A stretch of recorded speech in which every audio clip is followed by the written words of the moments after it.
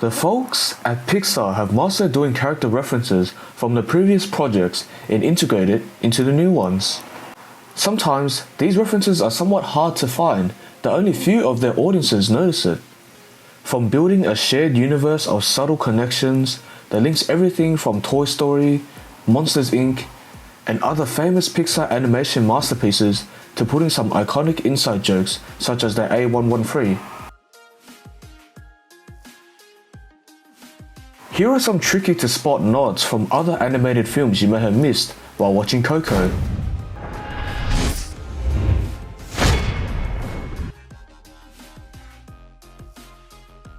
Number 1. Pixar Piñatas. Hanging in the street is a bunch of piñatas that features a tucked away reference of two successful movies, Toy Story and Monsters Inc. As Miguel dashes through his village's market toward the central plaza, in the beginning of the movie, viewers will notice that he runs past a bundle of piñatas in the shape of Cowboy Woody and astronaut Buzz from Toy Story, and the one-eyed green-skinned monster Mike Wazowski from Monsters Inc. Near the back of the piñata pack is a turquoise one, likely designed to look like Mike's partner Sully. Given that Coco director Lee Unkrich also worked in varying capacities on 3 Toy Story movies and as a co-director on Monsters Inc., it makes total sense that he'd tip his hat to his previous creative endeavors. Number 2. Pizza Planet Van. Pixar film would be incomplete without the appearance of the Pizza Planet van. It first showed up in Toy Story and has since been spotted in the unlikeliest places, including The Good Dinosaur and Brave. In Coco, the van drives past when Miguel looks out the window early in the movie. The Pizza Planet delivery truck first appeared in 1995's Toy Story, in which Buzz Lightyear, along with the help of Mr. Potato Head and Slinky, uses it to rescue Woody from the airport. After that successful film, the iconic van popped up in almost every single film the animation studio has rolled out since. The truck sits outside a trailer in A Bug's Life, flashes across the screen outside the dentist's office in Finding Nemo, gets scanned by Eve in Wall-E, and it can be spotted in Coco right outside Miguel's, Anthony Gonzalez's house. As a young boy stares wistfully outside, the Pizza Planet zooms past his window, and this time around, the animators added a special touch, renaming it Pizza Planeta to better fit Miguel's small Mexican village.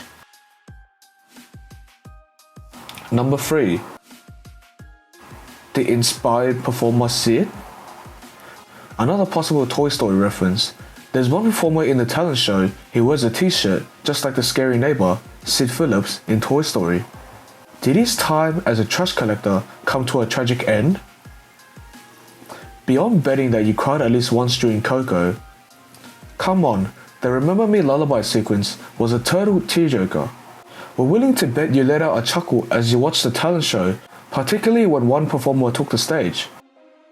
The skeleton with the half-shaved skull and long black hair who unenthusiastically taps his phalanges on the keys of his electronic piano.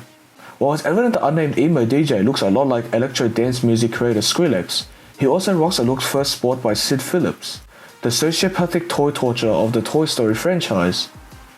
The talent show participant wears a black shirt with a skull on it, the same one Sid wears in his first and third Toy Story movies.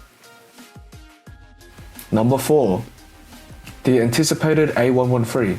A113 recurs throughout Pixar projects. It is the number of a classroom at the California Institute of the Arts that is used by many of the studio's staff. Like the Pizza Planet truck, A113 has deep roots in the Pixar film pantheon, though it extends its reach into plenty of non-Pixar animated films and television shows. For those not in the know, the 4-figure code is actually a reference to room A113, the classroom that industry A-listers like the Iron Giant, The Incredibles, and Ratatouille director Brad Bird and Pixar head John Lasseter attended during their time at California Institute of the Arts in Valenzuela. And while it's taken many forms across media since its initial appearance in a 1987 episode of Amazing Stories, A113 appears as an office number in Coco, just like it was in Brian Free's Cars 3.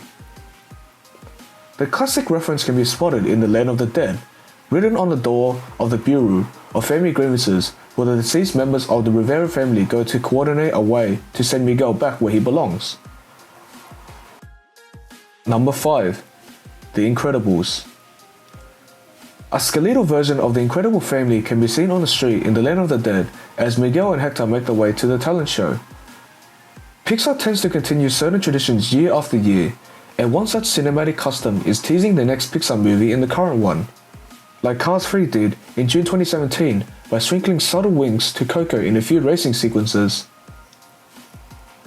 At the time of Coco's production, Toy Story 4 was set to follow it. However, it's the much anticipated Incredibles 2 that's currently up next in Pixar's docket.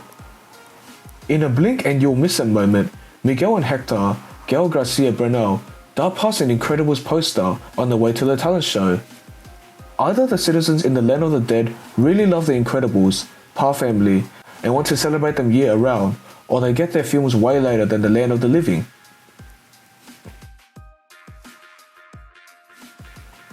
Number 6. Luxo Ball.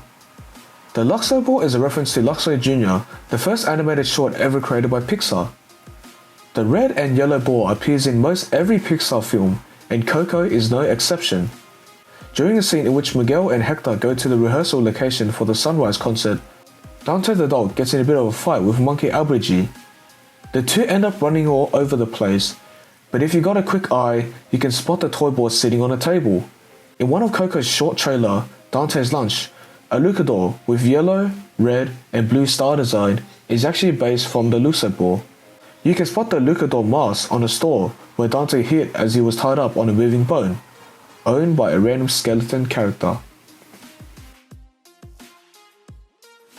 Number 7. Nemo with the Alebrijes and at the Ofrenda.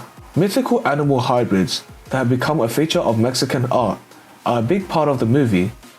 Most are a combination of various animals like the jaguar, Iga Pepita. If you look carefully, you might spot some other familiar fish.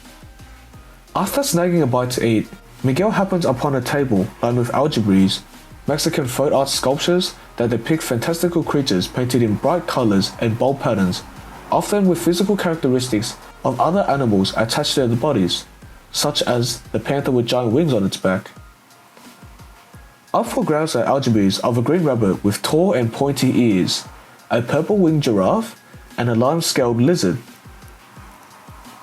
Hidden amongst these striking sculptures are small figurines of the clownfish, Marlin, and Nemo, and the regal blue tang fish Dory from Finding Nemo. Look carefully and you'll also see trinkets of the rat chef Remy from Ratatouille and the adorable white shark Destiny from Finding Dory. Featuring Nemo again, the Rivera's family's Ofrenda, an altar created as a memorial to deceased loved ones for the Day of the Dead. Another Nemo figure can be spotted hidden on the Ofrenda, though he's considerably difficult to see upon first glance, as his orange scales blend right in with the fresh baked bread and lush marigolds that decorate the altar. You spot the little guy during the scene in which Abuelita Elena places the photo of Mama Coco, Ana Ofelia Mugera, Mama Imelda, Alana Ubachi, and Miguel's great-great-grandfather. Nemo can be sitting atop of a jar, on the right hand side of the screen, just behind a mustachioed skeleton in a suit and top hat. The film ends with a digital ofrenda remembering people connected to Pixar who are no longer with us. This includes images of the studio's former CEO, Steve Jobs, as well as Don Rickles, the voice of Mr. Potato Head in Toy Story, who died in 2017. That's all the things we could find within Coco that you might have missed. Did we miss some references that your good eye has spotted while watching the movie? Let us know down in the comments about your thoughts on Pixar's hidden references, and also tell us why Coco is the best family movie to watch during Halloween. Remember, if you enjoyed the video, smash the like button and subscribe for more daily content. Don't forget to ring the bell to receive notifications of when a new video releases. This has been Music Chess with Coco Things You May Have Missed. Signing out.